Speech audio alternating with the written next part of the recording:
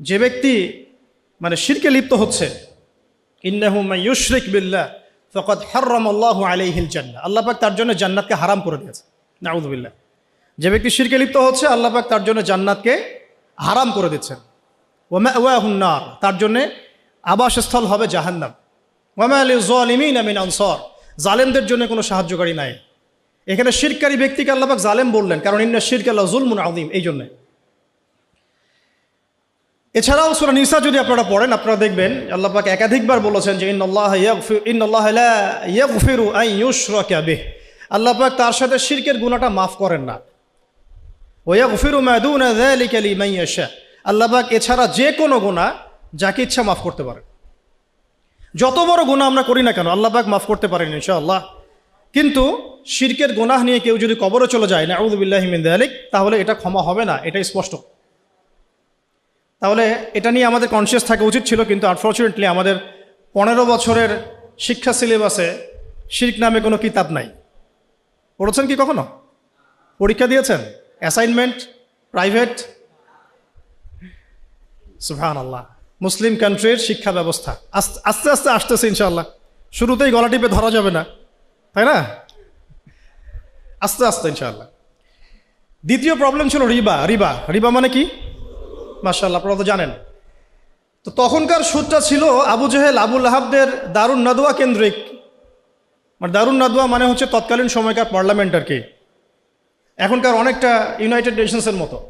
সরাসরি নামটা নিলাম কেন? কারণ দারুন নাদওয়া যা হতো ইউনাইটেড নেশনসে এখন তাই হয়, কোনো পার্থক্য নাই। তো দারুন নাদওয়া কেন্দ্রিক অর্থনৈতিক একটা ব্যবস্থা ছিল। তো সেখানে মূল ভিত্তিটা ছিল রিবা। আর এই রিবা ছিল কয়েকটা সেক্টরে, মানে কয়েকটা প্রকারভেদ ছিল এখানে। কিন্তু এখনকার গ্লোবাল যে রিবা, এখানে এত প্রকারভেদ আছে যেটা বোঝাতে হলে আপনাকে একদিন একটা ফুল ডে সেমিনার করতে হবে অনলি অন রিবা। এত ক্যাটাগরিজ আছে, এত প্রকরণ আছে, যেটা আমি 2 ঘন্টায় বলে শেষ করতে পারবো না। সারাদিন সময় লাগবে, 3-4টা সেশন লাগবে। এমনকি ঈদের আগের দিন আপনারা যে টাকাগুলো কিনছেন, বেশি টাকা দিয়ে কচকচা টাকা নিচ্ছেন, এর মধ্যে রিবা আছে। যে পেপার মানিটা আপনার মানি ব্যাগের মধ্যে আছে এখন, এখানেও রিবা আছে। যে মনিটরি সিস্টেমটার মধ্যে আমরা আমাদের সেন্ট্রাল ব্যাঙ্কগুলোকে ফাংশন করেছি, এর মধ্যে রিবা আছে। যে ওয়ার্ল্ড ব্যাংক থেকে লোন নেওয়ার জন্য আমরা উঠে পড়ে লেগেছি, এর মধ্যে রিবা আছে। যে ইলেকট্রনিক মানি আপনি বায়বীয়ভাবে পাস করছেন, এক্সচেঞ্জ করছেন, কেনা বেচা করছেন, এর মধ্যে রিবা আছে। রিবার এত ক্ষেত্র আছে যেটা আসলে সংক্ষিপ্ত সময়ে বোঝানো সম্ভব না। শুধু এতটুকু বলবো, ওই জামানার রিবা ছিল একটা নির্দিষ্ট ক্ষেত্র বিশেষে। এখনকার রিবা হচ্ছে পুরো গ্লোবাল ইকোনমিক সিস্টেমটাই দাঁড়িয়ে আছে অন দ্য বেসিস অফ রিবা। আল্লাহ পাক আমাদেরকে বোঝার তৌফিক দান করে। আর আপনারা খুব ভালো করেই জানেন রিবা এর 70 বা 73টা পাপের শাখা আছে। তার সবচেয়ে নিচের শাখাটা কি? নিজের মাকে বিয়ে করা। আমরা সবাই কম বেশি নাউযু বিল্লাহি মিন যালিক এই পাপের সাথে সম্পৃক্ত। আর সবচেয়ে মজার ব্যাপারটা দেখেন, আমাদের এই 15-20 বছরের যে এই এডুকেশন সিস্টেম, মানে প্যাটার্নটা আমাদের এখানে Islamic the comparison between Islamic economics and world economics এমন কোনো সাবজেক্ট আপনার নাই আছে? 15 বছরে পড়েছেন ভাই? অনেস্টলি বলেন। আপনারা যেখানে বসে আছেন, আমিও একসময় ওখানে বসেছি আমরাও। তো এই সিলসিলাটা কিন্তু আমরাও পার করেছি, এসএসসি, এইচএসসি, অনার্স, মাস্টার্সের ব্যাপারগুলো। এই পুরো 15 থেকে 16 বছরে বা আরও বেশি 18 বছরে the comparison between Islamic economics and the world economics এরকম কোনো সাবজেক্ট আমরা পড়ি নাই। শিরকের উপর কোনো সাবজেক্ট আমরা পড়ি নাই। দাজ্জাল তো আলোচনাই নাই, এটা তো মিম্বর থেকে উঠে যাচ্ছে আস্তে আস্তে। ইনস্টিটিউশন এটা কীভাবে আলোচনা হবে? 2-4 জন যারা কথা বলে এদেরকে মানুষ পাগল মনে করে আর কি, একটু পাগল মনে করে, আর কোনো সাবজেক্ট পায় না, এগুলো সাবজেক্ট নিয়ে কথা বলতেছে। অথচ ওয়ার্ল্ডের সবচাইতে ভাইটাল সাবজেক্ট হচ্ছে দাজ্জাল। জেরুজালেম থেকে যে খেলাফা সারা ওয়ার্ল্ডে কায়েম হবে সামনে, এটার প্রথম আদু মানে শত্রু হচ্ছে দাজ্জাল নিজেই। তার সাথেই ব্যাটলটা হবে। তাকে হত্যা না করা পর্যন্ত জেরুজালেম থেকে সারা ওয়ার্ল্ড ওয়াইড ইসলামিক খিলাফা বা ইসলামিক শাসন ব্যবস্থা বাস্তবায়িত হবে না। তাহলে আমাদের সবচেয়ে বড় এনিমির সাথে আমাদের বোঝাপড়ার জন্যে তার সম্পর্কে তো জানাশোনার দরকার ছিল একটু, নাকি? শত্রু সম্পর্কে যে জানে না সে কি শত্রুকে ডিফিট করতে পারবে? বরং সে ডিফিটেড হবে। এটাই হয়ে আসতেছি আমরা। আপনারা আরবের চিত্রগুলো একটু দেখেন কি হচ্ছে। ইশারা দিলাম, বাকিটা আপনারা বুঝে নেন। 3 নাম্বার প্রবলেম ছিল মাদক। মনে থাকবে তো ইনশাল্লাহ? 1 নাম্বারটা কি ছিল? 2 নাম্বার? 3 নাম্বার খামর মাইসির, মাদক এবং জুয়া। মানে এখন ধরলাম মাদক। তো এই মাদক আর জুয়ার এই প্রবলেমটাকে আপনি যদি একটু গ্লোবালি এখন মিলান, বলেন এটা কি বেড়েছে না কমেছে? শুধু একটা নির্দিষ্ট ক্ষেত্রে আছে মক্কার মধ্যে, না সারা ওয়ার্ল্ডে? এই যে এখন ফোনে ফোনে জুয়া, ফোনের মধ্যে জুয়া, বাইরে জুয়া, আইপিএলে জুয়া, বিপিএলে জুয়া, ক্রিকেটে জুয়া, ফুটবলে জুয়া, সব জায়গায় জুয়া চলছে। ইভেন ফোনের মধ্যেও জুয়া, অনলাইনেও জুয়া, রাইট, অনলাইনেও জুয়া। আর মাদকের কথা বাদ দিলাম। আগে তো না হয় মানুষ কিছু মাদক খেয়েছে, যেই মাদক সম্পর্কে আল্লাহ পাক সার্টিফাই করেছেন যে ওই মাদকের মধ্যে কিছুটা কল্যাণ আছে। আয়াতটা পড়ে দেখেন, সূরা বাকারায় আছে, ইয়াসআলুনাকা আনিল খামরি ওয়াল মাইসির, তারা তোমাকে খামর এবং মাইসির সম্পর্কে জিজ্ঞাসা করে। কুল ফীহিমা ইসমুন কাবীর ওয়া মানাফিউ লিন-নাস, বলো সেখানে যা আছে তার বেশিরভাগই হচ্ছে নোংরামি, পাপ, খারাপ, কিন্তু কিছুটা উপকারিতা আছে। এটা কিন্তু কোরআনে আছে। আর এখনকার মাদকগুলো এত ডেঞ্জারাস যে আপনাকে হিপনোটাইজ করে ফেলতে পারে। এমনও মাদক বের হয়েছে যেটা খাওয়ার প্রয়োজন নাই, শুধু তার দিকে যদি একটু ফু দেয়, উপাদানটা দিয়ে একটু ফু দেয়, সে অলরেডি হিপনোটাইজড হয়ে যাবে। সে নিজেই তার চেইন, সোনা দানা, মানি ব্যাগ বের করে দিয়ে দিবে মানুষকে। এটাও একটা ওয়ান কাইন্ড অফ মাদকের মধ্যে পড়ে। তো এখন এটা গ্লোবাল সমস্যা। আমি আপনাদেরকে বোঝাতে চাচ্ছি যে কম্প্যারিজনটা খুব বেশি বেশি দরকার, যে আমরা কি আসলে আইএমএ জাহিলিয়াত থেকে বের হতে পেরেছি কিনা। গল্পটা একটু ছোট হলেও মেসেজগুলো অনেক ডিপ। 3 নাম্বার হচ্ছে, এটা 3 বললাম না, 4 নাম্বার হচ্ছে নারী জাতির অবমাননা। এটা ছিল আইএমএ জাহিলিয়াতের সুন্নত। সুন্নাহ মানে আদর্শ, এই জন্য বললাম সুন্নত। আইএমএ জাহিলিয়াতের সুন্নত। মেয়েদেরকে জীবন্ত কবর দেওয়া হতো। এখনও দেখা যায় গর্ভে মেয়ে বাচ্চা এসেছে, এটা শুনলে অনেকেই বাচ্চাদেরকে পেটেই মেরে ফেলছেন। যদিও বাংলাদেশ মুসলিম কান্ট্রি বলে এর সংখ্যাটা অনেক কম, কিন্তু আমাদের পার্শ্ববর্তী রাষ্ট্রে এর সংখ্যা অনেক বেশি। মেয়েদের বৈবাহিক অধিকার দেওয়া হতো না, সম্পত্তির অধিকার দেওয়া হতো না। তো এখন বা এটা কোথায় হচ্ছে? বিবাহ বহির্ভূত সম্পর্কে এখনকার সমাজ জর্জরিত। জিনা এখন সমাজে প্রকট, ব্যভিচার প্রকট। এখনকার সমাজে মেয়েদের সম্পত্তির অধিকার পর্যন্ত আমরা নিশ্চিত করতে পারি নাই। এমনকি শিক্ষার অধিকারটুকু কিন্তু অনেক ক্ষেত্রে নিশ্চিত হয় নাই। আর তারা যদি শিক্ষা অর্জন করতে ঘরের বাইরে আসে, তাদের নিরাপত্তা কিন্তু নিশ্চিত হয় নাই। হয়েছে কি? ধর্ষণ কি বেড়েছে না কমেছে? আপনারা সবাই সাক্ষী এগুলোর। আদম শুমারির মতো যদি কোনো সতীত্ব শুমারি করতে পারে বাংলাদেশে কেউ, সে দেখবে যে বাংলাদেশে অনার্স পড়ুয়া বহু ছেলে মেয়ে অনার্স শেষ করার আগেই তাদের সতীত্ব নষ্ট করে ফেলছে। এছাড়া টিজিং তো আছেই, অ্যাবিউজিং তো এগুলো তো আছেই। তো নারীর অবমাননার বিষয়গুলো যদি বলতে শুরু করি, এটা আলাদা সেশন লাগবে। এটা আপনারা সবাই বুঝতে পারছেন যে আমরা ওই দুষ্ট চক্র থেকে বের হতে পারি নাই। 4 নাম্বার এটা হলো। 5 নাম্বার হচ্ছে গোত্রীয় হানাহানি। আর কি গোত্রীয় হানাহানি, কনফ্লিক্ট, বিভিন্ন ব্যাটল হতো গোত্রে গোত্রে। এটা আইএমএ জাহিলিয়াতের মধ্যে ছিল। এখন এই গোত্রীয় হানাহানিটা কিন্তু পলিটিক্যাল দ্বন্দ্ব, গ্লোবাল অ্যাসপেক্টসে এই যে যুদ্ধ বিগ্রহগুলো, এইগুলোতে রূপ নিয়েছে। কোনো অংশে কমে নাই, কিন্তু বেড়েছে। নবী সাল্লাল্লাহু আলাইহি ওয়াসাল্লামের পুরো যুগে এই 23 বছর যদি আমরা হিসেব করি, দেখব যত ব্যাটল হয়েছে সব মিলে মোটামুটিভাবে 2 থেকে 3 হাজার মানুষ হয়তো মারা গেছে। আল্লাহু আ'লাম বিস-সাওয়াব, আল্লাহ ভালো জানেন। এখনকার হিস্ট্রিগুলো যদি পড়েন, ভিয়েতনাম যুদ্ধে কতজন মানুষ মারা গেছে, যখন চাইনিজদের মধ্যে কনফ্লিক্টটা হয়েছিল মাও সেতুংয়ের সময়, তখন কতজন মানুষ মারা গেছে। রাশিয়ানদের সোভিয়েতের সময়, ওই বিপ্লবের সময় কতজন মানুষ মারা গেছে। আচ্ছা, ফার্স্ট ওয়ার্ল্ড ওয়ারে আসেন, কতজন মানুষ মারা গেছে। সেকেন্ড ওয়ার্ল্ড ওয়ারে আসেন, কতজন মানুষ মারা গেছে। কতজন না, কত কোটি, কতজন না, সংখ্যাটা কিন্তু কত কোটি। এটা ছিল ইংল্যান্ডের ওয়ার্ল্ড অর্ডার। তো ইউএসএর যে ওয়ার্ল্ড অর্ডার যখন সে পৃথিবীতে আসছে অ্যাজ এ রুলিং স্টেট, তখন সারা বিশ্বে যত যুদ্ধ বিগ্রহ হয়েছে এর মধ্যে কত লক্ষ কত কোটি মানুষ মারা গেছে। সবচেয়ে বড় কিলার স্টেট পৃথিবীতে এটা, যেটার সাথে বন্ধুত্ব করার জন্য আমরা উঠে পড়ে লেগেছি এখন আর কি। আমি একটা জিনিস সতর্ক করতে চাই আপনাদেরকে যে ইয়াজুজদেরকে তাড়িয়ে দিয়ে মাজুজদেরকে মাথার উপরে নিয়ে আসবেন না। ইশারা দিয়েছি, এটা রূপক অর্থে বলেছি। আবার এটা মনে করবেন না যে এরাই মাজুজ, এটা জুলকার নাইনের সেই ইয়াজুজ মাজুজ না, আমি রূপক অর্থে বলেছি। কারণ ইয়াজুজ আর মাজুজের ফাংশন কি? ইন্না ইয়াজুজ ওয়া মাজুজ মুফসিদুনা ফিল আরদ। হে জুলকার নাইন, আমাদের জন্য একটা দেয়াল নির্মাণ করে দাও, কারণ ইয়াজুজ আর মাজুজ আমাদের জমিনে ফাসাদ সৃষ্টি করছে। ইউফসিদুনা ফিল আরদ, ইউফসিদুন, তারা ফাসাদ সৃষ্টি করছে, ফাসাদ, ফিতনা, ফাসাদ। তো এগুলো কি ফাসাদ না? তার মানে সারা ওয়ার্ল্ডে যারা ফিতনা এবং ফাসাদ ছড়িয়ে বেড়ায় তারা কোনো না কোনোভাবে ইয়াজুজ আর মাজুজের ফিতরত বা খাসলত লালন করে। ফিতরত, খাসলত সরাসরি না হলেও ওই আদর্শ লালন করে। তো সতর্ক করতে চাই যে ইয়াজুজের পরিবর্তে কোনো মাজুজকে আমরা যেন মাথার উপরে না নিয়ে আসি।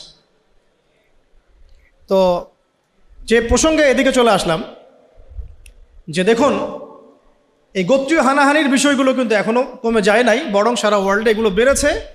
এবং তথাকথিত যে সভ্যতা বলে আমরা দাবি করি পশ্চিমাদেরকে, তাদের হাতে বিগত 100 বছরে 1914 সালে অটোম্যানরা ডিফিট হওয়ার পরে, বা 1919-এ একবারে ফুললি ডিফিট হওয়ার পরে, বা 1924 সালে ওই যে মোস্তফা কামাল আতাতুর্কের যে গভর্নমেন্ট, ওর পর থেকে আপনি লাস্ট 100 বছরটা হিসেব করে দেখেন তাদের হাতে পৃথিবীতে কতজন মানুষ মারা গেছে। 100 বছর হিস্ট্রি, জাস্ট 100 বছর। তো তারা আমাদেরকে সভ্যতার ডেফিনেশন শেখাচ্ছে, সভ্যতার ধারক ও বাহক হয়ে তারা বসে আছে। এগুলো ভাবার বিষয় আমাদের, কারণ আল্লাহ রব্বুল আলামিন আমাদেরকে অন্ধ থাকতে বলেন নাই, বরং আল্লাহ পাক সূরা আরাফের মধ্যে বলেছেন যে ইন্টারনাল ব্লাইন্ডনেস মানে আধ্যাত্মিক অন্ধত্ব, এটা জাহান্নামে যাওয়ার অন্যতম একটা কারণ। আবার বলছি, কথাটা রিপিট করছি, ইন্টারনাল ব্লাইন্ডনেস মানে আধ্যাত্মিক যে অন্ধত্ব, এইটা জাহান্নামে যাওয়ার অন্যতম একটা কারণ। আমাদেরকে আধ্যাত্মিকভাবে অন্ধ থাকলে চলবে না।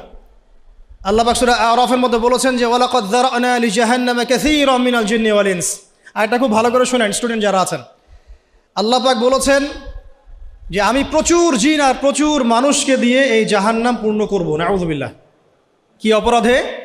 এক, লাহুম কুলুবুন লা ইয়াফকাহুনা বিহা, কলব দিয়েছিলাম উপলব্ধি করে নাই, এটা একটা কারণ। ওয়ালাহুম আযানুন লা ইয়াসমাউনা বিহা, কান দিয়েছিলাম শোনে নাই। এই কান না, এই কান, এই কানে সবাই শোনে, কান দিয়েছিলাম শোনে নাই। ওয়ালাহুম আ'য়ুনুন লা ইউবসিরুনা বিহা, চোখ দিয়েছিলাম দেখে নাই। এই চোখ দিয়ে সবাই দেখে, এই চোখ, সবাই এই চোখ দিয়ে দেখতে পারে না। এটা হলো আধ্যাত্মিক অন্ধত্ব, যেটা জাহান্নামে যাওয়ার একটা কারণ। আল্লাহ পাক আমাদেরকে বোঝার তৌফিক দান করেন। আল্লাহ পাক পরে বলেছেন উলাইকা কাল আনআম, এরা হচ্ছে মানুষ না, এরা হচ্ছে জানোয়ারের মতো। আনআম মানে গবাদি পশু, ক্যাটলস। বাল হুম আদাল, বরং তারা এর চাইতেও নিকৃষ্ট। উলাইকা হুমুল গাফিলুন, তারা হচ্ছে গাফেল সম্প্রদায়। আল্লাহ পাক আমাদের আধ্যাত্মিক অন্ধত্ব দূর করার তৌফিক দান করেন। এখন একটু এই জায়গায় একটু কনক্লুশনে আসি। এই যে 5টা প্রবলেমের কথা আমি বললাম, এই 5টা প্রবলেম এখনকার ওয়ার্ল্ডে আছে না নাই? শর্ট স্কেলে আছে না লার্জ স্কেলে আছে? গল্পটা হচ্ছে এই যে এই 5টা জাহেলিয়াতপূর্ণ সমাজ ব্যবস্থাকে আল্লাহ রব্বুল আলামিন একজন ব্যক্তির হাত দিয়ে এবং একটা কিতাবের মাধ্যমে পরিবর্তন করে দিয়েছেন। আলহামদুলিল্লাহ। ভলিউমটি একটু বাড়ান। আবার বলছি, এই যে 5টা জাহিলিয়াতে পূর্ণ সমাজ ব্যবস্থা, যেটাকে আমরা আইয়ামে জাহিলিয়াত বলছি, এই আইয়ামে জাহিলিয়াতকে আল্লাহ রব্বুল আলামিন একজন ইলাহ, এক আল্লাহ, একজন নবীর হাতে একটা কিতাবের মধ্য দিয়ে পরিবর্তন করে দিয়েছেন মাত্র 23 বছরে। সুবহানাল্লাহ।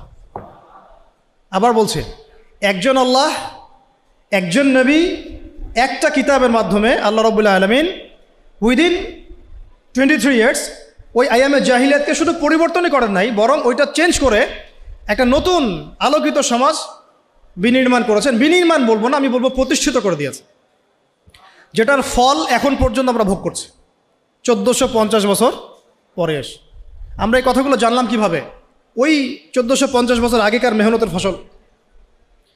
আমরা পড়াশোনা করে দেখছি যে আসলাফদের এত বড় বড় কিতাব আছে যেগুলো এখন পর্যন্ত অনুবাদই হয় নাই। আমরা যা পেয়েছি আমাদের সামনে এটা হবে মূল লেখার হয়তো 3 ভাগের 1 ভাগ, 2 ভাগ অনুবাদই হয়নি এখন পর্যন্ত, অনুবাদ করাই হয়নি, সেই যোগ্যতা সম্পন্ন তালেবে ইলম বের হয়নি। খুব খুব গভীর বিষয়গুলো, আল্লাহ পাক আমাদেরকে বোঝার তৌফিক দান করে। এখন তাহলে কনক্লুশন হচ্ছে এরকম সমাজ ব্যবস্থা পরিবর্তন করা সম্ভব। সেই আল্লাহ রাব্বুল আলামিনের দাসত্ব লাগবে, সেই একজন নবীর আনুগত্য লাগবে, এবং সেই একটা কিতাবের হক আদায় করতে হবে, এবং সেই নবী মুহাম্মদ সাল্লাল্লাহু আলাইহি ওয়াসাল্লামের সুন্নতকে অনুসরণ করতে হবে, ঠিক সাহাবায়ে কেরাম রাদিয়াল্লাহু আনহুম আজমাইন যেভাবে করেছেন সেইভাবে। এই তো সম্ভব কি সম্ভব না, এটা প্রথম প্রশ্ন। এটা কি তাত্ত্বিক কথা যে সম্ভব না, প্র্যাকটিক্যালি হয়েছিল কখনো, এবং হয়ে কি সেটা মানে থেমে গিয়েছিল না, এটা বছরের পর বছর যুগের পর যুগ চলেছে? আমি তো বলবো শতাব্দীর পর শতাব্দী চলেছে, তাই না? অটোম্যানদের যে মানে খিলাফা স্টেট যেটাকে আমরা বলছি, এটা তো অ্যাবলিশ হয়েছে বেশি দিন হয় নাই, 100 বছর, হাইয়েস্ট হলে 120 বছর হবে। এর আগ পর্যন্ত বিশ্ব কিন্তু এভাবেই দেখেছে। নবী সাল্লাল্লাহু আলাইহি ওয়াসাল্লামের যুগ, 4 খলিফার যুগ, উমাইয়াদের প্রায় 100 বছরের শাসন ব্যবস্থা, তারপর আব্বাসীয়দের প্রায় 550 বছর শাসন ব্যবস্থা, তারপরে ফাতেমিরা ছিল একদিকে, ওইদিকে কর্ডোভার দিকে আব্দুর রহমান তার শাসন ছিল, তারপরে মামলুকরা এসেছে, মোগলরা শাসন করেছে, তুর্কিরা করেছে, এভাবে চলেছে, বছরের পর বছর চলেছে। লাস্ট 100 বছরে আমাদের চিত্রটা একদম টোটালি ডিফারেন্ট। আমরা এখন মানে ডমিনেটেড, আগে আমরা ডমিনেট করতাম সারা ওয়ার্ল্ডকে, এখন আমরা ডমিনেটেড। তবে এটাও বেশি দিন থাকবে না ইনশাআল্লাহ, কারণ অচিরেই আবার সেই খেলাফা স্টেট সামনে আসছে ইনশাআল্লাহ। এটা যে আসছে এর তো এক্সাম্পল আপনারাই, যেটা যেখানে হওয়ার কথা না সেটা সেখানে হচ্ছে। মানে কি, মানে টেবিল ঘুরছে আলহামদুলিল্লাহ। এবং আমরা আমাদের তরুণ ভাইদেরকে অনেক আশাবাদী, কিন্তু কিছু কিছু বিষয়ে সংশোধন করার দরকার, সেটা আমি টাচ করবো আজকে আর কি। এটাই আমার আলোচনার শেষ অংশ হবে ইনশাআল্লাহ। এখন একটা বিষয় খালি আজকে ফোকাস করব, যেটা সব তো আর একদিনে করা সম্ভব না। আপনাদের কি মনে হয় এই সমাজটা পরিবর্তন হয়েছে কি শুধুমাত্র মিষ্টি মিষ্টি কথায়, না কোনো ত্যাগ এবং স্যাক্রিফাইস ছিল? শুধু কি সৎ কাজে আদেশ করেই হয়েছে, না অসৎ কাজে নিষেধ করতে হয়েছে? আমরা কি শুধু দাওয়াতের কাজই করেছি, না ক্ষেত্র বিশেষে আমাদেরকে লড়তেও হয়েছে?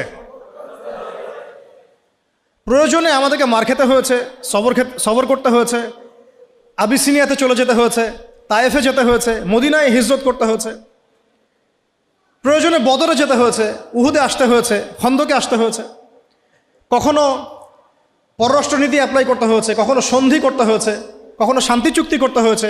এক একটা ক্ষেত্রে এক এক রকম ইনিশিয়েটিভ আমাদেরকে নিতে হয়েছে। তবে একটা বিষয় আমরা এক জায়গায় ছিলাম, সেটা হচ্ছে এক আল্লাহ, একজন নবী, একটা জামাআ, একটা ইমারা, একটা কিতাব, একটা সুন্নাহ। এই জিনিসগুলোতে যখন ভাটা পড়েছে তখন আমাদের শক্তি কমে গেছে। কথা কি বুঝতে পারছেন? গল্পটা হচ্ছে এই যে নবী সাল্লাল্লাহু আলাইহি ওয়াসাল্লাম এই সমাজে জন্মগ্রহণ করেও এই সমাজের জাহিলিয়াতের মধ্যে তিনি মিশে যান নাই, বরং এগুলো থেকে তিনি দূরে ছিলেন। যখন তার কাছে ওয়াহি এসেছে, ওয়াহি আসার পর থেকে মাত্র 23 বছর সময় নিয়েছেন তিনি। এই 23 বছরে তিনি ওই পুরো সমাজের সমস্ত জাহিলিয়াতকে দূর করে নতুন একটা সমাজ বিনির্মাণ করেছেন, আলহামদুলিল্লাহ, প্রতিষ্ঠা করেছেন। এবং আমরা বুঝলাম যে এটা আমাদের দ্বারাও সম্ভব ইনশাআল্লাহ। এটা আমাদের দ্বারাও সম্ভব ইনশাআল্লাহ, নাকি সম্ভব না?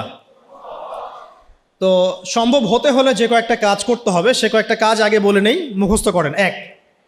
সর্বপ্রথম আমাদেরকে ইলমের চর্চা করতে হবে, জ্ঞানের চর্চা করতে হবে। 1 নাম্বার মনে থাকবে তো ইনশাআল্লাহ?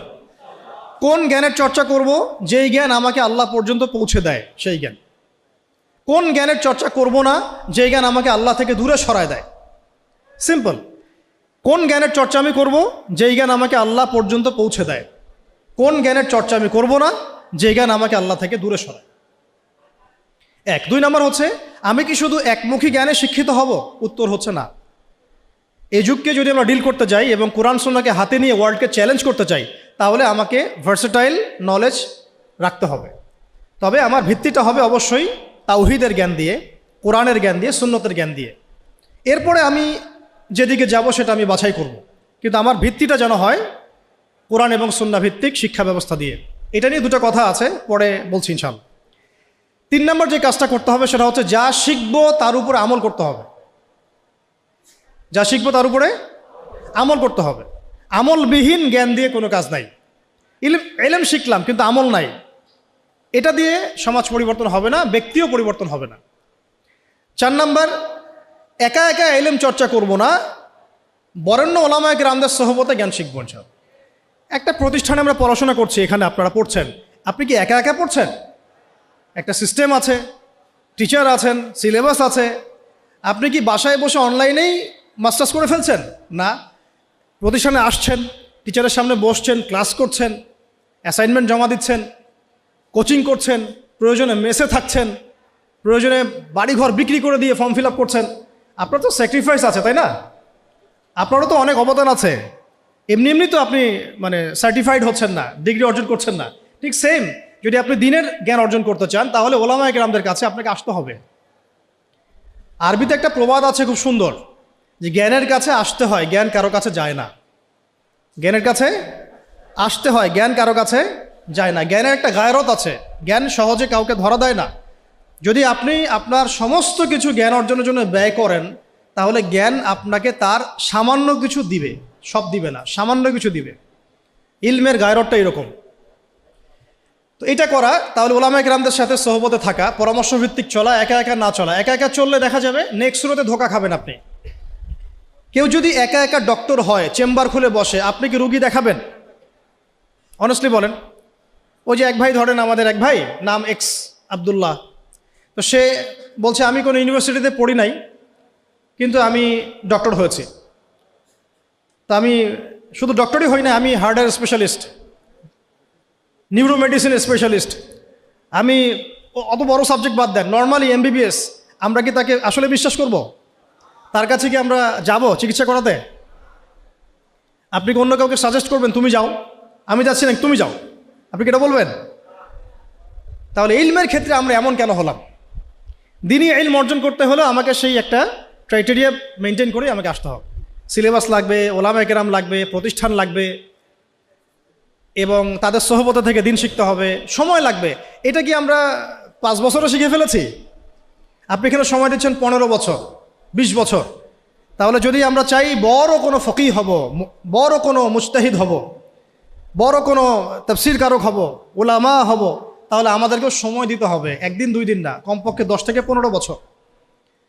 এটা দেওয়ার পরেও যে আমরা বড় আলেম হয়ে যাব, মুহাদ্দিস হয়ে যাব, নিশ্চিত না। কারণ এই অঙ্গরে জ্ঞান শেখার কোনো শেষ নাই।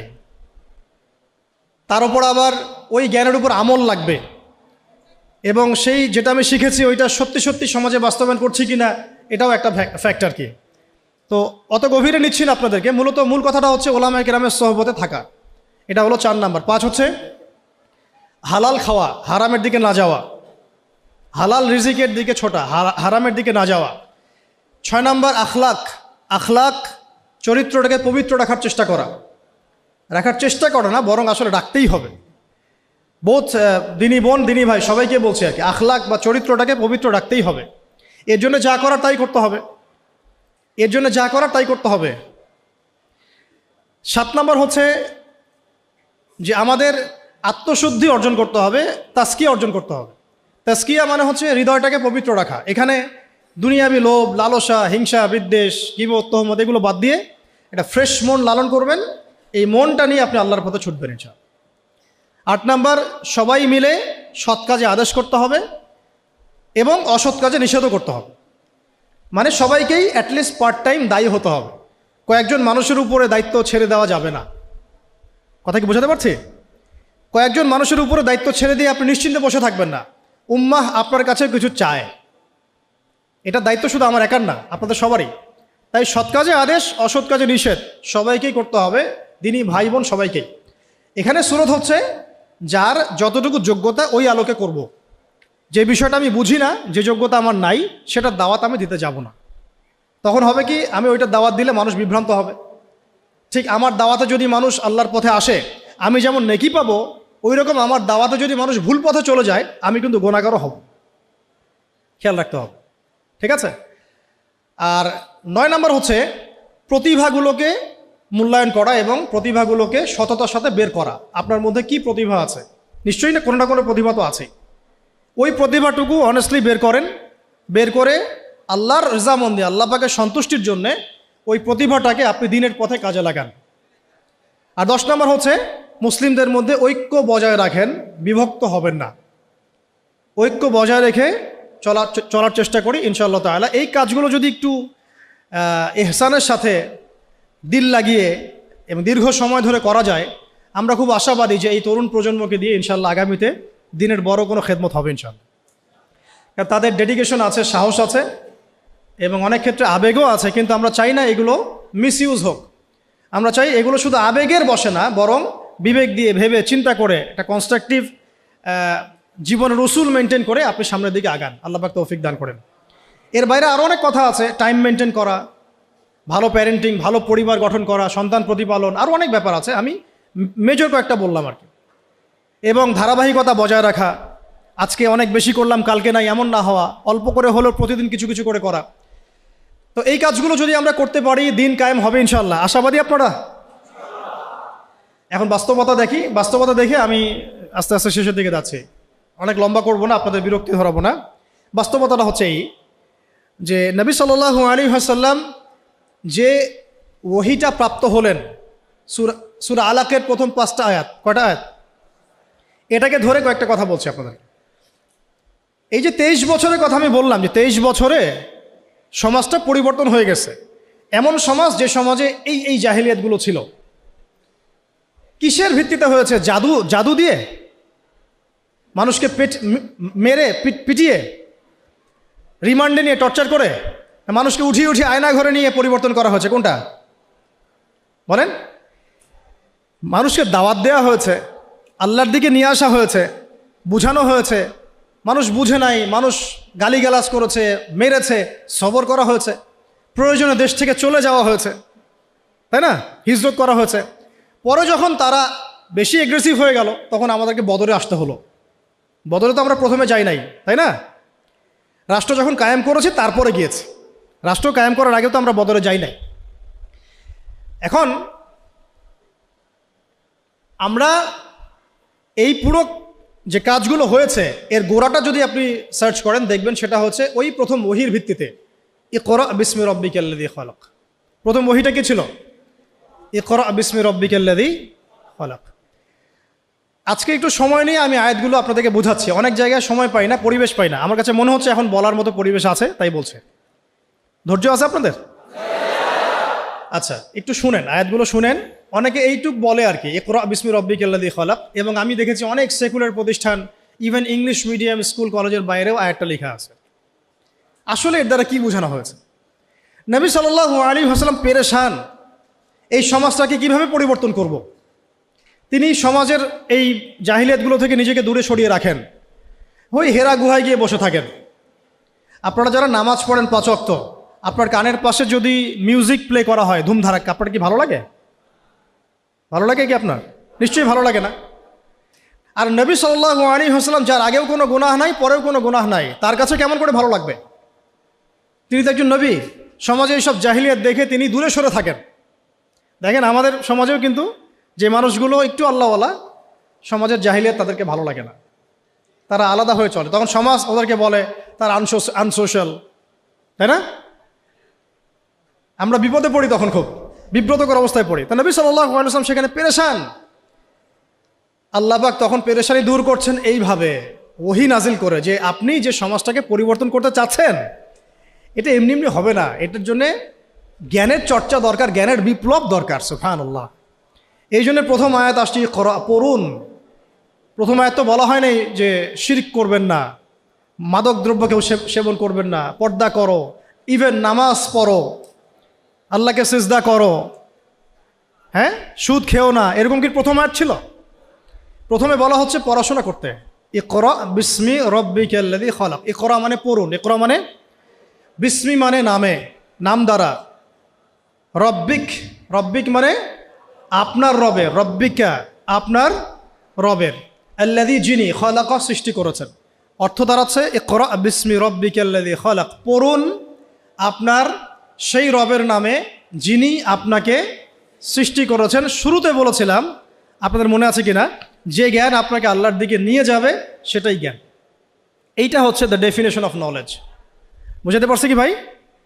জ্ঞানের সংজ্ঞা কি? যে জ্ঞান আপনাকে আল্লাহর দিকে নিয়ে যাবে সেটাই হচ্ছে মূলত জ্ঞান। ইকরা বিসমি রব্বিকাল্লাযী খালাক। এখনকার এই আয়াতটা নিয়ে আগে দুটো কথা বলে নেই। আচ্ছা দাঁড়ান, আগে অনুবাদটা করে নেই। দ্বিতীয় আয়াতে আল্লাহ পাক বলছেন খালাকাল ইনসানা মিন আলাক, খালাকাল ইনসানা মিন আলাক, যিনি মানুষকে সৃষ্টি করেছেন জমাট বাঁধা রক্তপিণ্ড থেকে।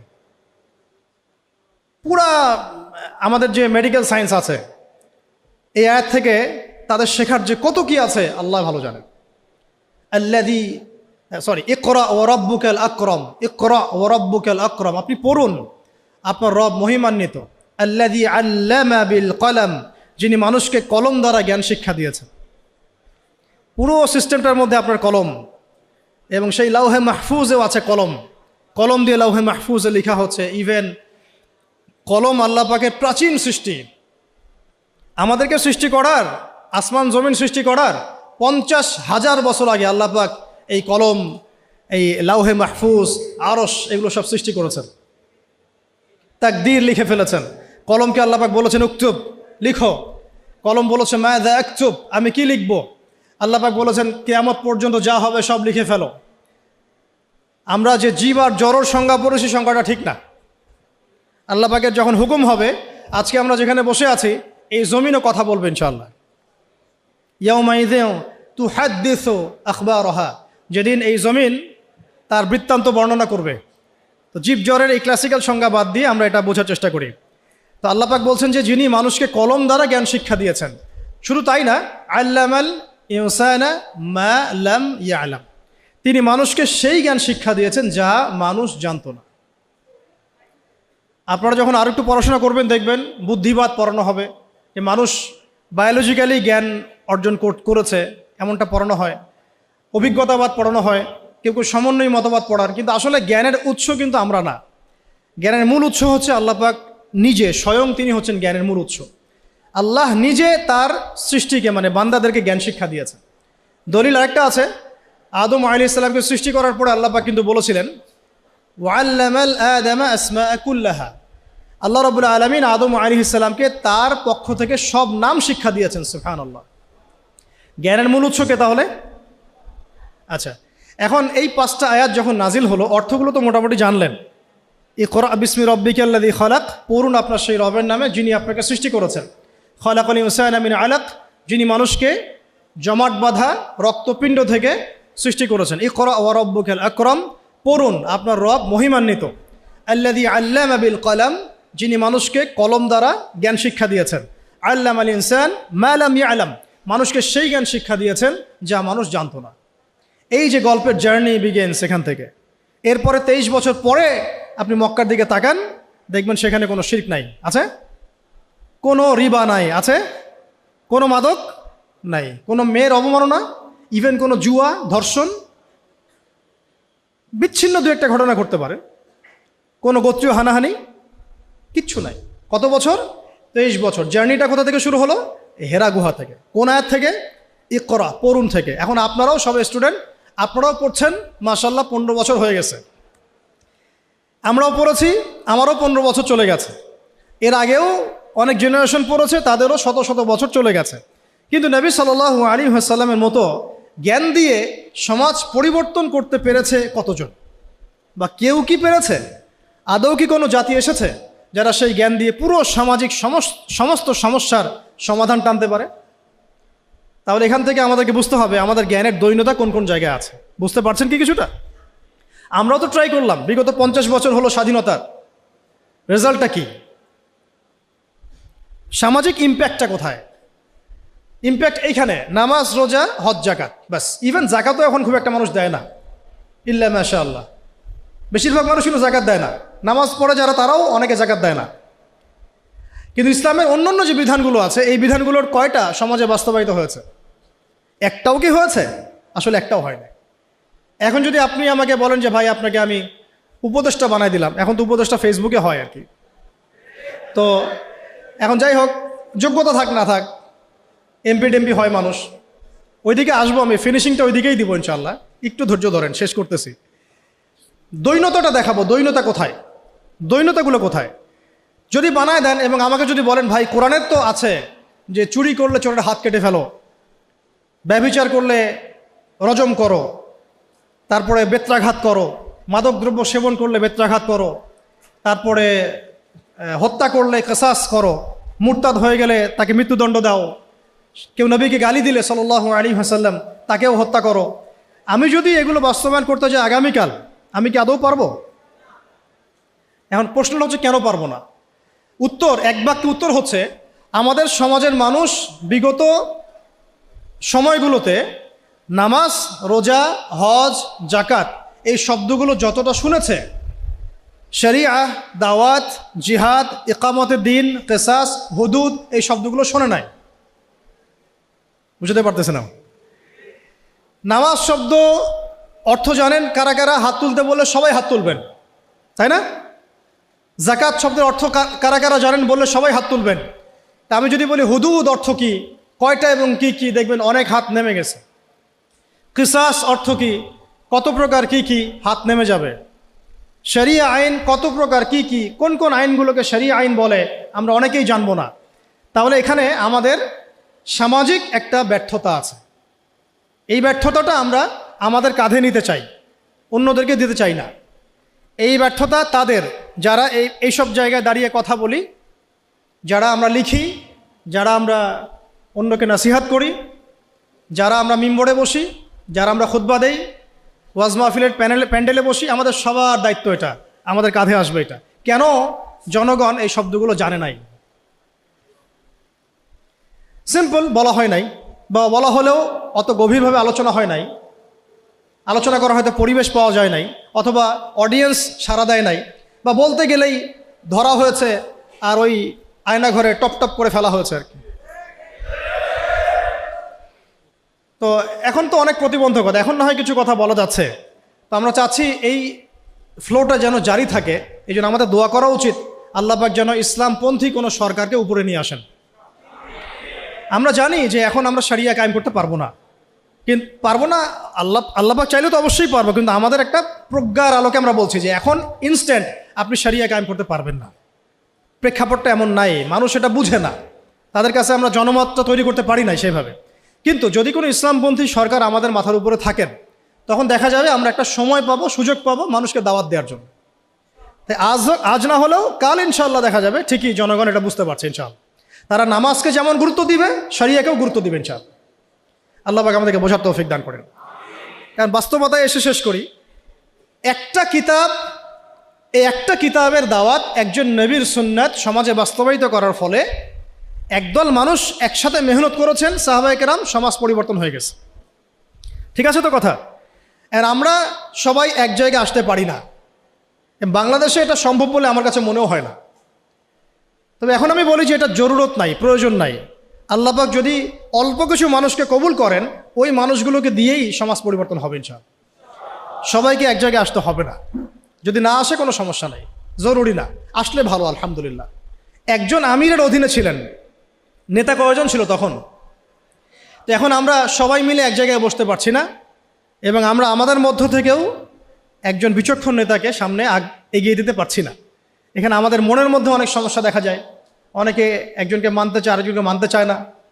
অনেকের মনের মধ্যে থাকে এমন, আমি কি কম জানি, আমি কেন তার আনুগত্য করব, কেন দাসত্ব না, আমি কেন তার আনুগত্য করব। অনেক প্রবলেম, আমরা পারি না। কিন্তু অন্তত যেটা পারবো সেটা আমি বলছি, শুধু যেটা পারি না ওইটা আজকে বলছি না। পারবো কোনটা? সেই এক আল্লাহর তাওহীদ শিখতে পারবো কি না ইনশাআল্লাহ?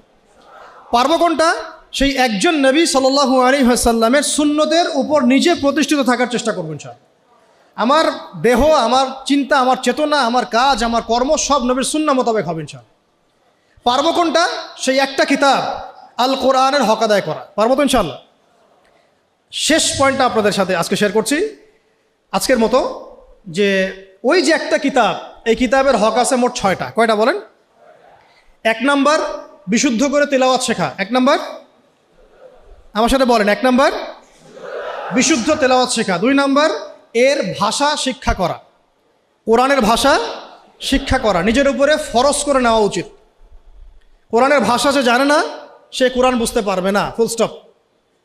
অনুবাদ পড়ে কোরআন বোঝা যাবে না। যা বুঝবেন সেটা ভাষা ভাষা। অ্যারাবিক টু অ্যারাবিক না বুঝতে পারলে কোরআনের মূল অন্তর্নিহিত সার আপনি উদ্ধার করতে পারবেন না, চরমভাবে ব্যর্থ হবেন। একটা ল্যাঙ্গুয়েজ না জানলে আমি ইংরেজি ডিপার্টমেন্টে ভর্তি হতে পারবো না। সিম্পল, এটা অ্যাজ সিম্পল অ্যাজ দ্যাট। আমি ইংরেজি জানি না, তাহলে ইংরেজি মাধ্যমে আমি পড়াশোনা করতে পারবো না, সিম্পল। আরবি জানি না, আমি কোরআন বুঝতে পারবো না। যা বুঝতে পারবো সেটা অনুবাদ দেখে দেখে, অনুবাদ দেখে বোঝাটা আর কোরআনের গভীরে যে ঢোকা, এটা মানে 7 জমিন আর 7ম আসমানের মধ্যে পার্থক্য, এত বেশি পার্থক্য, সম্ভব না। তো 2 নাম্বার হচ্ছে আমাকে ভাষা শিখতেই হবে। আমরা একটা জোর দাবি জানাবো, প্রত্যেকটা প্রতিষ্ঠানে যেন কোরআনুল কারীম শিক্ষাটাকে বাধ্যতামূলক করা হয়। প্রত্যেকটা প্রাইমারি স্কুলেই আল কোরআনের শিক্ষাটাকে বাধ্যতামূলক করতে হবে। আপনারা এগ্রি করেন তো নাকি? ইনশাআল্লাহ। প্রত্যেকটা হাই স্কুলে আরবি ভাষা শিক্ষাটাকে বাধ্যতামূলক করা উচিত। যেভাবে ইংরেজি বাধ্যতামূলক করেছেন ঠিক সেইভাবেই। প্রত্যেকটা ইউনিভার্সিটিতে নবী সাল্লাল্লাহু আলাইহি ওয়াসাল্লামের জীবনীর জন্য সিরাতের আলাদা ফ্যাকাল্টি থাকতে হবে ইনশাআল্লাহ। প্রত্যেকটা প্রতিষ্ঠানে ফরজে আইনের কোর্স থাকতে হবে। আমাদের ভাইরা জানবে কোন কোন বিষয়গুলো ফরজে আইন। প্রতিটা বিশ্ববিদ্যালয়ে আমাদের উচিত আল কোরআনের তাফসীরের জন্য কিছু কিছু ফ্যাকাল্টি চালু করা, ইসলামের ইতিহাস চালু করা, ইসলামী ফিকহের নলেজ অর্জন করা এবং আকীদার জ্ঞান অর্জন করা। অন্তত এই 4-5টা সাবজেক্ট আমাদের প্রত্যেকটা প্রতিষ্ঠানে থাকা উচিত। ইউনিভার্সিটি লেভেলের কথা বলছি, অন্তত ইউনিভার্সিটি লেভেলে। আর মূল পড়াশোনা তো আমরা করব প্রাইমারি লেভেল থেকেই। আল্লাহ পাক আমাদেরকে তৌফিক দান করেন। তো শিক্ষানীতিতে অনেক দৈন্যতা আছে, ওইটা আমার লাস্ট পয়েন্ট হবে ইনশাআল্লাহ। আগে বলে নেই যে 6টা কি কি। একটা কি ছিল? কোরআনের বিশুদ্ধ তেলাওয়াত শেখা। 2, এর ভাষা শিক্ষা করতেই হবে আপনাকে আমাকে।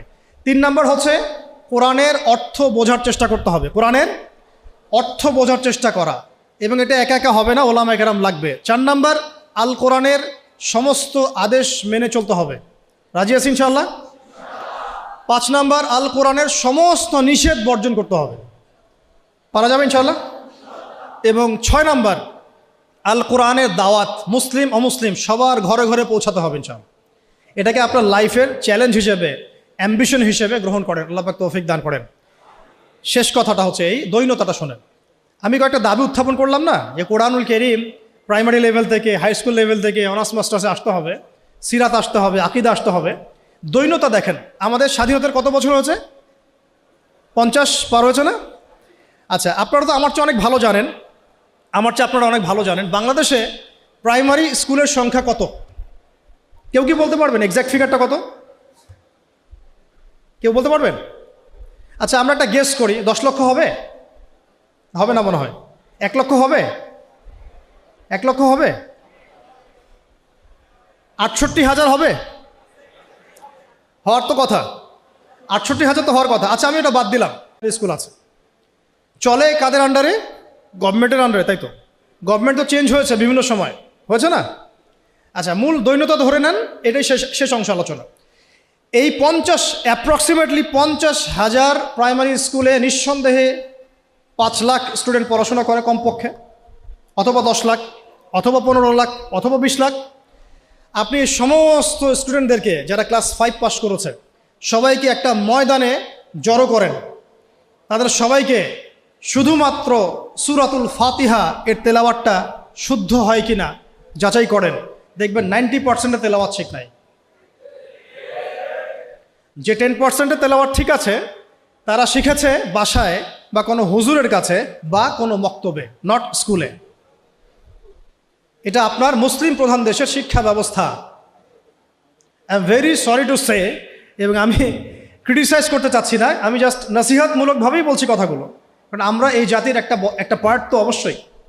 এই জাতি তো আমাদেরও, এই সমাজ তো আমাদেরও, এই রাষ্ট্র তো আমাদেরও, নাকি আমরা ভেসে আসছি? আপনার ছোট্ট মেয়েটা বা ছেলেটা বা আপনার ভাই বোন যে ক্লাস 5 পাস করেছে প্রাইমারি স্কুলে বা কোনো বেসরকারি স্কুলে বা কোনো ইংলিশ মিডিয়াম স্কুলে, সে আল কোরআন তেলাওয়াত তো দূরে থাক, সূরা ফাতিহা বিশুদ্ধ করে পড়তে পারে না। আর আমরা নিজেদেরকে মুসলিম দাবি করছি। তার মানে আমরা কোরআনকে গুরুত্ব দেই না, সিম্পল।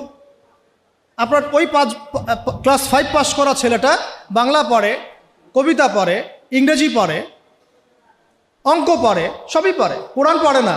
তার মানে আপনি কোরআনকে গুরুত্ব দেন না, সিম্পল। কোরআন আপনার কাছে 4th সাবজেক্ট, আমার কাছে 4th সাবজেক্ট। মুসলিম প্রধান দেশের শিক্ষা সিস্টেম। আমরা অনেক কথা বলছি, উপদেষ্টা, এই প্যানেল, সেই প্যানেল, কমিশন। শিক্ষা কমিশন নিয়ে কোনো আলোচনা হচ্ছে না, শিক্ষা কমিশনটা গঠন করা হচ্ছে না। সেই প্রাচীন কমিশন আবার ইম্পোজ করার চেষ্টা করা হচ্ছে। অথচ শিক্ষা হচ্ছে জাতির মেরুদণ্ড। আমার মেরুদণ্ডই ঠিক নাই, আমি ব্যাংকিং সিস্টেম কিভাবে চেঞ্জ করব? খালি মদের বোতল চেঞ্জ করলে হবে, নাকি নতুন বোতলে পুরাতন মদ খাওয়াতে চাচ্ছেন? কোনটা? এটাই তো, মদের বোতল চেঞ্জ করলে হবে? আমরা কি নতুন কোনো বোতলে সেই পুরাতন মদ খেতে চাই? এবার আসেন, এই 50,000 প্রতিষ্ঠানের স্টুডেন্টদের কথা বাদ দেন, তাদেরকে যারা পড়ায় সেই সমস্ত শিক্ষকদেরকে একটা জায়গায় বসান। এই সমস্ত শিক্ষকদের কোরআন তেলাওয়াত চেক করেন। এদের 90%, তাদের 90% কোরআন বিশুদ্ধ করে তেলাওয়াত করতে পারে না। তারা আপনার বাচ্চার শিক্ষার দায়িত্ব নিয়েছে। আমার বাচ্চাকে এমন একজন টিচার পড়ায় যে আল্লাহর কিতাব পড়তে পারে না, যে মুসলিম। আমি অমুসলিমদের কথা বলছি না, এখানে কোনো অমুসলিমদের কিনা আলোচনা হচ্ছে না, ঠিক আছে? সরায় দেন। এবার আসেন হাই স্কুল, সংখ্যা কত দেখবেন? লাখ লাখ। হাই স্কুলের সব স্টুডেন্টদেরকে বসান, একজন একজন করে চেক করেন, দেখবেন এদের মধ্যেও মিনিমাম 80% কোরআন তেলাওয়াত করতে পারে না। তার হাই স্কুলে পড়াশোনা করেছে 8 থেকে 10 বছর, 8 থেকে 10 বছর, প্রায় লক্ষ লক্ষ টাকা খরচ করা হয়েছে, সময় দিয়েছে, তারা পরিশ্রম করেছে, পরীক্ষার পর পরীক্ষা, এক সেমিস্টার আরেক সেমিস্টার, এক টার্ম আরেক টার্ম, কোচিং, প্রাইভেট, অ্যাসাইনমেন্ট, এইটা সেইটা, কোরআন তেলাওয়াত করতে পারে না। আর আমরা আইয়ামে জাহিলিয়াতকে চেঞ্জ করতে চাচ্ছি, অথচ আমি দেখালাম চেঞ্জটা হয়েছে ইকরা বিসমি রাব্বিকাল্লাযী খলাক দিয়ে। জার্নি এখান থেকে শুরু হয়েছিল। এমন কোনো সাহাবী আপনি খুঁজে পাবেন না যিনি কোরআন তেলাওয়াত করতে পারেন না। এমন কোনো সাহাবী আপনি পাবেন না যিনি কোরআনের অর্থ বুঝেন না। এমন কোনো সাহাবী পাবেন না যিনি কোরআনের আদেশ নিষেধ মানেন না, দাওয়াতের কাজ করেন না। এবার এই হাই স্কুলের সব বাচ্চাদেরকে সরায় দেন, সরায় দিয়ে সব টিচারদেরকে বসান। হাই স্কুলের যারা টিচার তাদের মধ্যে ম্যাক্সিমামই 70% তো হবেই আমার ধারণা যারা কোরআন তেলাওয়াত করতে পারেন না। ইভেন সূরাতুল ফাতিহা আপনাদের শুদ্ধ না, সূরা ফাতিহা শুদ্ধ না। আপনারা লক্ষ লক্ষ স্টুডেন্টের ভবিষ্যৎ বিনির্মাণের দায়িত্ব নিয়ে বসে আছেন, কোরআন তেলাওয়াত করতে পারেন না। আপনি কোরআনকে গুরুত্ব দেন না। ইলমের মূল যে সোর্স, জ্ঞানের মূল যে উৎস, তার সাথে আপনার কোনো তাল্লুক সম্পর্ক নাই, কিন্তু আপনি জাতির শিক্ষক, বেতন পাচ্ছেন, ভাতা পাচ্ছেন, কোনো কোনো ক্ষেত্রে আপনি পেনশন পাচ্ছেন, ইত্যাদি ইত্যাদি। একটু উপরে যাই, এই যে বলেছিলাম শেষে একটু চেপে ধরবো আর কি, এটা চেপে ধরার সময় খুব বেশি হয়ে যাচ্ছে নাকি? প্র্যাকটিক্যাল কিছু কথা, শেষ 5 মিনিট ইনশাআল্লাহ। এরপরে আরেকটু উপরে যাই, আপনারা কোন লেভেলে আছেন? অনার্স। অনার্স লেভেলে বাংলাদেশের প্রতিষ্ঠান নিশ্চয়ই 1000-এর কম না, হ্যাঁ? রিনাউন্ড প্রতিষ্ঠান, স্ট্যাবলিশড। তাদের সমস্ত স্টুডেন্টের মধ্যে ছেলে আছে, মেয়ে আছে, সবাইকে একটা মাঠের মধ্যে বসা সবাইকে একজন একজন করে ইন্ডিভিজুয়ালি অনলি সূরা ফাতিহার তেলাওয়াত শোনেন, অনলি সূরা ফাতিহা। আমি কিন্তু আল কোরআনের পুরা অনুবাদের কথাও বলি নাই, তাফসিরের কথাও বলি নাই, অর্থের কথাও বলি নাই, কিছুই বলি নাই। দেখবেন এর মধ্যে মিনিমাম 60%-এর তেলাওয়াত সহি না, করতেই পারে না, দাঁত ভেঙে যাচ্ছে। সে পড়াশোনা করছে 15 থেকে 16 বছর ধরে, আরও বেশি হতে পারে, আরও বেশি হবে। এখানে 10 বছর, এখানে 2, 18, এদিকে 20, 18 থেকে 20। আমরা মুসলিম প্রধান দেশে থাকি, এটা আমাদের শিক্ষা ব্যবস্থার অবস্থা। এবং আমরা আবার মানে চাইও যে আল্লাহর জমিনে দিন কায়েম হোক। আমরাই আবার চাই যে আল্লাহর জমিনে দিনটা কায়েম হোক। আর যে বাকিরা পারে তারা কোথায় শিখেছে? হয় কোনো মাদ্রাসায়, হয় কোনো মক্তবে, অথবা ইন্ডিভিজুয়ালি কোনো ওস্তাদের কাছে, নট একাডেমিক্যালি, নট ইনস্টিটিউশনালি, যেখানে সে পড়ে সেখানে সে শিখে নাই, তার সাবজেক্ট এটা নাই, তার সাবজেক্টে 12টা সাবজেক্ট আছে তার, যে একটা সাবজেক্ট নিয়ে অনার্স পড়ে, আপনারও তো 6টা সাবজেক্ট আছে ফ্যাকাল্টিতে, আছে না? ওই সাবজেক্টের মধ্যে কোরআন নাই, তাফসির বলিনি আমি, অর্থও বলি নাই, হিফসও বলি নাই, ভাষাও বলি নাই, কোরআনের সাহিত্যের কথা বলি নাই, শুধু বলেছি কোরআন তেলাওয়াতটুকু নাই। আপনারা কি দাবি করেন যে আপনারা মুসলিম প্রধান দেশে থাকেন? এটা একটা চরম সেকুলার স্টেট, এটা ইসলামিক স্টেট নয়, এটা একটা চরম রকমের সেকুলার স্টেট, যেখানে নামাজ, রোজা, হজ, জাকাত, তসবিহ, তাহলিলের মধ্যে ইসলামকে সম্বন্ধ করা হয়েছে। শিক্ষা, অর্থনীতি, রাজনীতি, সংস্কৃতি, এগুলো থেকে ইসলামকে মাইনাস করে দেওয়া হয়েছে। এটাই জাতির সবচেয়ে বড় দুঃখ, সবচেয়ে বড় দুর্দশা। আল্লাহ পাক আমাদেরকে বোঝার তৌফিক দান করেন। এবার এই সমস্ত অনার্স পড়ুয়া ভাইদের, বোনদের, টিচারদেরকে আমরা বসাতে চাই একটা জায়গায়। এটা কল্পনা করছি আর কি, আমরা অঙ্ক করি মনে মনে, বসান, একজন একজন করে আপনি চেক করেন। তারা বাংলায় পারদর্শী থাকবে, সাধারণ জ্ঞান তারা জানবে, সাম্প্রতিক বিশ্ব তাদের মুখস্থ থাকবে, তারা কেউ কেউ বিসিএস ক্যাডার হবেন, আরও বড় হতে পারেন, ইংরেজি একদম ফ্লুয়েন্টলি বলে দিবেন, আমি যে লেকচার দিলাম সেটা ইংরেজিতে অনুবাদও করতে পারবেন, এবং রাষ্ট্রীয় বড় বড় দায়িত্বে তারা থাকবেন, বেতন পাবেন, ভাতা পাবেন, বাড়ি গাড়ি পাবেন। বাট আপনারা অন্তত 50% তাদের কোরআন তেলাওয়াত করতে পারেন না। আপনারা লক্ষ লক্ষ তরুণ প্রজন্মের মেরুদণ্ড গড়ার কারিগরের দায়িত্ব নিয়েছেন কোরআন ছাড়াই, কোরআনের সাথে কোনো রকম সম্পর্ক ছাড়াই। হ্যাঁ, ওই বয়সে গিয়ে অনেকে হয়তো চিল্লা দিচ্ছেন, তাবলীগে সময় দিচ্ছেন, বা কোনো মসজিদে যাচ্ছেন, কোনো হুজুরকে ধরছেন, ধরে শিখছেন, তাদের সংখ্যা 0.111%, 0.0011%, খুবই কম। বেশিরভাগ তো বলছেন যে ফ্রি মিক্সিং থাকলে সমস্যা নাই, ক্লাসে এগুলো পড়ানোই যায়, ট্রান্সজেন্ডার এটা কোনো বিষয় না, হ্যাঁ, রিবা এটা কোনো বিষয় না, এই যুগে কি ওইসব বিষয় চলে, এগুলো মৌলবাদী বিষয়, ইত্যাদি ইত্যাদি। আপনারা পশ্চিমাদের ভাষায় কথা বলছেন। এবার এই সব সরাইদের মাস্টার্সের ভাইদেরকে বসান, সেম অবস্থা, লম্বা করছে না, মাস্টার্সের টিচারদেরকে বসান, সেম অবস্থা। এখন বাইরে আছে আমাদের বেসরকারি ইংলিশ মিডিয়াম প্রতিষ্ঠানগুলো, তাদেরকে বসান, সেম অবস্থা। কিন্তু কোনো কোনো ক্ষেত্রে দেখা যায় তাদের মধ্য থেকে কোরআনের হাফেজ বের হয়েছে, এমনও ইংলিশ মিডিয়াম স্কুল আছে। আমি নিজেও একসময় কাজ করেছি, আমাদের পড়াশোনার ব্যাকগ্রাউন্ড তো এগুলোই ছিল আর কি। ওখানেও দেখতাম অনেক হাফেজ আছে, হচ্ছে, প্রাতিষ্ঠানিকভাবে হচ্ছে অথবা বেসরকারিভাবে হচ্ছে বা ব্যক্তিগত উদ্যোগে হচ্ছে। তো ইংলিশ মিডিয়াম প্রতিষ্ঠানগুলোকে বসান, সেম সেম অবস্থা দেখবেন। অন্যান্য সরকারি কারিকুলামের বাইরে যারা বেসরকারি স্কুল করেছেন তাদেরকে বসান, দেখবেন সেম অবস্থা। বেসরকারি স্কুল, বেসরকারি কলেজ, বেসরকারি ইউনিভার্সিটি, সেম অবস্থা। তাদের বড় বড় গর্জিয়াস প্রতিষ্ঠান আছে, বিশাল বিশাল ক্যাম্পাস, বিশাল বিশাল জমি, কোরআন নাই। ইল্লাল কোরআন, কুল্লু শাই মওজুদ, সব কিছু মওজুদ আছে, ইল্লাল কোরআন, কোরআন ছাড়া। যেটা আছে এটা এতই কম, এটা আই ওয়াশ শোডাউন করা ছাড়া কিচ্ছু না। এটা আই ওয়াশ করা যে আমি কিছুটা কোরআন পড়াই। আমাদের ওস্তাদ একটা কথা বলেন, আমাদের ওস্তাদের কথা বলছি, ওস্তাদ হচ্ছেন আমাদের বাইতুল মোকাররমের বর্তমান খতিব। তিনি একটা কথা বলেন যে মানুষ, এটা আমাকে বলেছেন পার্সোনালি, অন্যদেরকে বলেছেন কিনা আমি জানি না, যে মানুষ যে বিষয়টাকে গুরুত্ব দেয় তার জন্যে মানুষ সময় ঠিকই বের করে নেয়। মানুষ যে বিষয়টাকে গুরুত্ব দেয় তার জন্যে মানুষ সময় ঠিকই বের করে নেয়। ফোন চালাতে তো আমাকে বলা হচ্ছে না, আমি টাইম বের করে নিচ্ছি। বড় বড় ক্ষেত্রে গার্লফ্রেন্ডকে সময় দিতে আমাকে বলা হচ্ছে না, আমি টাইম বের করে নিচ্ছি। আমি ইউটিউবিং করতে টাইম বের করে নিচ্ছি, আমি ব্যবসার জন্য টাইম বের করছি, রাজনীতি করার জন্য টাইম বের করছি, কোরআন শেখার জন্য আমার টাইম হচ্ছে না। তার মানে আমি কোরআনকে, সিরাতকে, হাদিসকে, ইসলামের প্র্যাকটিক্যাল বিষয়গুলোকে আমি এতটা মূল্যায়ন করছি না। As simple as that. তো উস্তাদের একটা কিতাব আমার হাতে আছে, জাস্ট একটা বলে দেই, কয়েক সেকেন্ড লাগবে। প্রত্যেক ভাই যারা আজকে লেকচার শুনছেন, যারা তালেবে ইলম মানে জ্ঞানের ছাত্র, আমরা আলেম হওয়ার কথা বলছি না, আমরা বলছি শুধু তালেবে ইলম হয়ে যান, মানে জ্ঞানের ছাত্র হয়ে যান। যারা জ্ঞানের ছাত্র হতে চান, যে আমিও একটু জ্ঞান শিখবো, আমিও একটু ছাত্র হব, এই বইটা মাস্ট বি পড়বেন। বইটার নাম হচ্ছে তালেবান ইলম পথ পাথেয়। এই তালেবান মানে তালেবান ভাই না, আমার আফগানিস্তানের তালেবান ভাইদের কথা বলা হচ্ছে না। তলেব মানে হচ্ছে কি, ছাত্র, অনুসন্ধানকারী। তলেব মানে কি, অনুসন্ধানকারী, মানে যে জ্ঞান শিখতে চায়। তলেবান ইলম, ইলমের তালেব যারা, জ্ঞানের অনুসন্ধানী যারা, তাদের জন্য পথ ও পাথেয়। এত চমৎকার একটা কিতাব, যেটা একবার পড়তে শুরু করলে আপনার কাছে মনে হবে শেষ না করে না উঠে।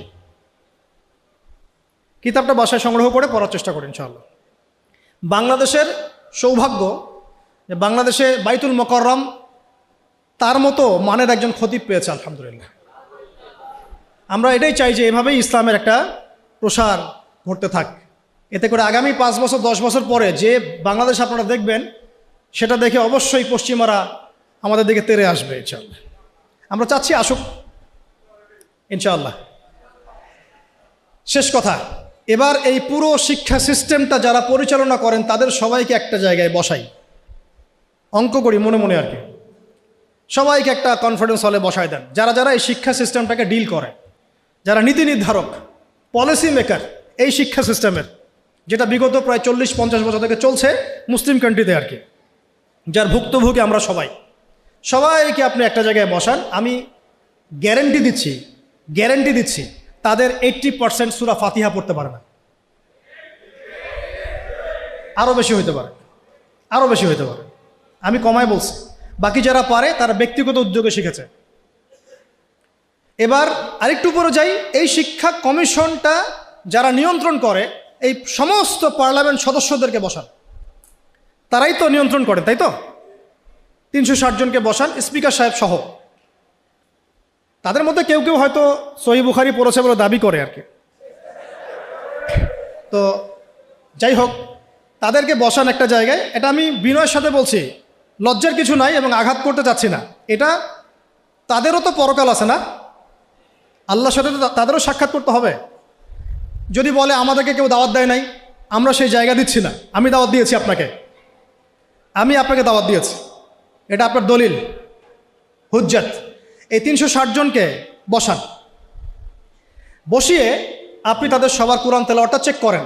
আমি আপনাকে গ্যারান্টি দিচ্ছি তাদের 90% বিশুদ্ধ করে কোরআন তেলাওয়াত করতে পারেন। তারা পুরো রাষ্ট্রের শিক্ষা সিস্টেমটাকে নিয়ন্ত্রণ করছেন, পলিসি মেকারদেরও পলিসি মেকার, আরও বেশি হবে। তাহলে এই যদি হয় একটা মুসলিম কান্ট্রির অবস্থা, তাহলে আমাদের এই যে লক্ষ লক্ষ না কোটি কোটি ছেলে, কোটি কোটি মেয়ে, হাজার হাজার স্কুল, লক্ষ লক্ষ কলেজ, এই আপনার প্রাইমারি স্কুল, হাই স্কুল, বেসরকারি স্কুল, ইউনিভার্সিটিস, এখানে তো মিনিমাম কোটি কোটি মানুষ পড়াশোনা করছে। এই কোটি কোটি মানুষের শিক্ষার দায়িত্ব যারা নিয়েছেন, তারা কোরআনুল কারীমকে মূল্যায়ন করেন নাই। এই কোরআন বিবর্জিত, সুন্নত বিবর্জিত, সিরাত বিবর্জিত, ইসলামের নীতি নৈতিকতা বিবর্জিত একটা শিক্ষা ব্যবস্থা কিভাবে একটা জাতিকে ইসলামী রাষ্ট্রের দিকে নিয়ে যেতে পারে, এটা আপনাদের কাছে আমার প্রশ্ন। এই প্রশ্ন রেখে আমি আমার বক্তব্য শেষ করছি। ওয়া আখিরু দাওয়ানা আনিল হামদুলিল্লাহি রাব্বিল আলামিন। সুবহানাকা আল্লাহুম্মা ওয়া বিহামদিকা আশহাদু আল্লা ইলাহা ইল্লা আনতা আস্তাগফিরুকা ওয়া আতুবু ইলাইক। আসসালামু আলাইকুম ওয়া রাহমাতুল্লাহি ওয়া বারাকাতুহু। আমরা শেষে শুধু দোয়া করছি, আপনারা দোয়ায় শরীক হন। আমরা দোয়া করি আল্লাহ পাক যেন আমাদের সবাইকে কোরআনুল কারীমের মৌলিক শিক্ষা অর্জন করার তৌফিক দান করেন। আমাদের মাথার উপরে এমন সব মানুষদেরকে আল্লাহ পাক নিয়ে আসেন যারা কোরআনের শিক্ষাকে মূল্যায়ন করবেন ইনশাআল্লাহ, যারা হাদিসের শিক্ষাকে মূল্যায়ন করবেন, নবীর সিরাতকে মূল্যায়ন করবেন। উপরের লেভেল থেকে এমন শিক্ষা ব্যবস্থা যেন চালু করা হয় যাতে করে প্রাইমারি স্কুল থেকেই আমার সন্তান কোরআনের সাথে সম্পৃক্ত হয় ইনশাআল্লাহ। হাই স্কুলে যেতে যেতে সে যেন কোরআনের হাফেজ হয়ে যায়, অনার্সে যেতে যেতে সে যেন আরবি ভাষা শিখে ফেলে, কোরআনের অর্থ করতে পারে, মাস্টার্সে যেতে যেতে সে যেন হাদিসের কিতাব পড়তে পারে। এবং যখন সে রাষ্ট্রের বড় বড় দায়িত্ব নেবে, তখন এই ব্যক্তিগুলো ইনশাআল্লাহ কোরআন এবং হাদিসের মানদণ্ডে দেশকে শাসন করবে ইনশাআল্লাহ। আমরা এমন একটা প্রজন্ম গড়ার স্বপ্ন দেখি। আল্লাহ পাক আমরা সবাইকে এই স্বপ্ন বাস্তবায়ন করার তৌফিক দান করেন। আমি আজকের মতো এখানে শেষ করছি। ইনশাআল্লাহ আগামীতে আবার কখনো দেখা হলে আরও বিস্তারিত কথা বলবো ইনশাআল্লাহ। সুবহানাকা আল্লাহুম্মা ওয়া বিহামদিকা আশহাদু আল্লা ইলাহা ইল্লা আনতা আস্তাগফিরুকা ওয়া আতুবু ইলাইক। আসসালামু আলাইকুম ওয়া রাহমাতুল্লাহি ওয়া বারাকাতুহু।